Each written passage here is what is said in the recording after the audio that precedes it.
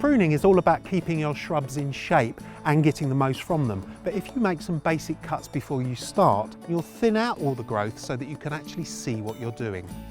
The first thing to do is to remove any dead material. This branch, for example, has died back. It's been pruned before, but it's died back. And if we take that out, then it makes space so that we can actually see where to prune on the rest of the shrub. So there's another dead one over here, and you can hear by the cut that that's dead. It's not going anywhere, it's not alive at all.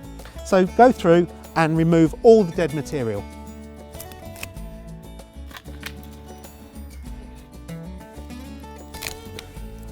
So that's all the dead material out the way. And while you're at it, look out for anything that's showing clear signs of disease as well. And that can be small orange pustules on the stem, which is coral spot, or all manner of other things, all manner of other fungal diseases. The next thing to look for is the third of the 3Ds. So we've done dead, we've done diseased. Now we're looking for damaged material. And here, this stem here has become split during the course of the winter, either by wind or by heavy snow.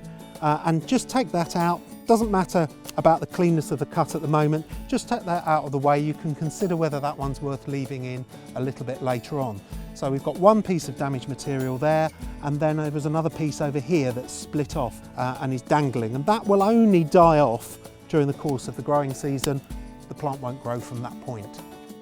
Then you need to think about twiggy growth, and there's a lot of old twiggy growth here that really isn't going to produce anything in the way of new growth or even flower over the coming months. So we can take all of that material out, the really thin, wispy, twiggy stuff, taking it right back to some strong, healthy growth, so that all we're left with is worthwhile bits of the shrub, rather than all the stuff that isn't really going to do much good over the coming growing season.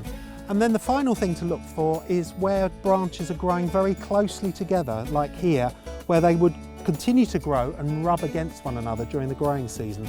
As they rub against one another, they wear the bark away, and the plant might get fungal diseases spreading into the stems. So take out anything that's growing very closely in there and that might rub one stem against the other.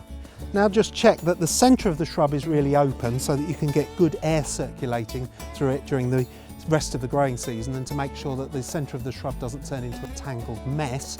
And there you have it. You've pruned out the 3Ds, dead, diseased and damaged. You've looked for any thin spindly branches and removed those. Any branches that are crossing and taken those out, and made sure that the centre of the shrub is nice and open. That's the basics of any shrub pruning.